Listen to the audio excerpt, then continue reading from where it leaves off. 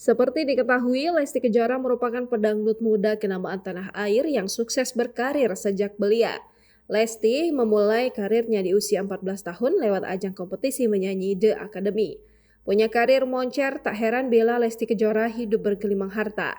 Lesti Kejora memang kerap warawiri di layar kaca usai keluar sebagai juara satu di ajang kompetisi bernyanyi The Academy. Tak hanya on air, pedangdut berusia 25 tahun ini juga terlihat kerap tampil di acara off air.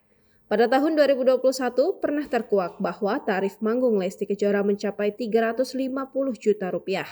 Selain bernyanyi, Lesti juga kerap warawiri di berbagai program acara sebagai bintang tamu.